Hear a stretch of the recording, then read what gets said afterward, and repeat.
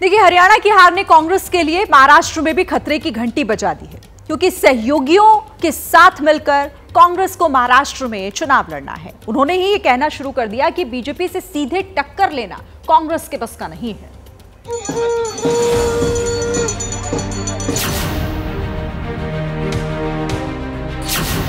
न जलेबी बनी न सरकार बनी, हरियाणा में मिली हार कांग्रेस के लिए किसी सदमे से कम नहीं है। दरअसल ये डेंट लगा हरियाणा में, लेकिन असर महाराष्ट्र में दिख रहा है, क्योंकि अब कांग्रेस के सहयोगियों ने ये कहना शुरू कर दिया है कि बीजेपी से सीधे टक्कर लेना कांग्रेस के बस की बात नहीं है। कहीं ना कहीं कांग्रेस पार्टी को भी अपनी रणनीति देखनी पड़ेगी कि जैसे डायरेक्ट फाइट होती है बीजेपी के साथ, कांग्रेस कहीं ना कहीं कमज़ोर पड़ जाती है, तो क्यों है रीवर्क द एंटायर अलायंस। ये सारा खेल महाराष्ट्र में होने वाले विधानसभा चुनाव में सीट बंटवारे का है, क्योंकि लोकसभा चुनाव में महाराष्ट्र के अंदर कांग्रेस ने 13 सीटें जीती थी, उद्धव ठाकरे की शिवसेना ने 9 सीट और शरद पवार की एनसीपी 7 जीती थी। सबसे बड़ी पार्टी कांग्रेस बनी थी। इस हिसाब से कांग्रेस महाराष्ट्र में ज्यादा सीट पर चुनाव लड़ने का दावा करती, लेकिन हरियाणा की हार ने खलल डाल दी और अब शिवसेना ये बताने में लगी है कि बीजेपी से टक्कर लेना अकेले कांग्रेस के बस की बात नहीं है।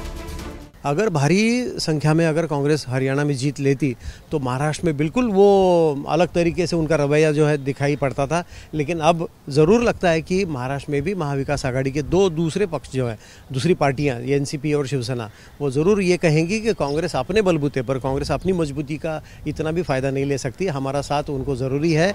उधर लगे हाथ केजरीवाल ने ये कहते हुए कांग्रेस के मजे ले लिए कि ओवर कॉन्फिडेंस होना अच्छी बात नहीं है। किसी भी चुनाव को हल्के में ले लेना चाहिए, लेकिन आज के चुनाव से सबसे बड़ी सबक यही है कि ओवर कॉन्फिडेंस मत करना कभी भी।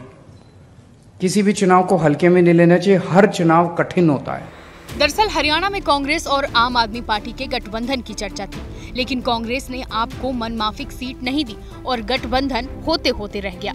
अब कांग्रेस के सामने यक्ष प्रश्न ये है, क्या वो हरियाणा की इस हार से महाराष्ट्र में कुछ सीख लेगी। जैसे ही घड़ी का काटा दोपहर 2:30 पे आए, बबीता जी का दिल सास बहू साजिश के लिए मचल जाए।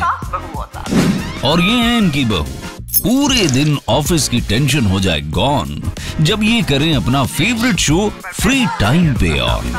इनकी तरह आप भी देखें अपना फेवरेट शो अपने टाइम पर और डाउनलोड कीजिए एबीपी लाइव ऐप अपने स्मार्ट टीवी पर।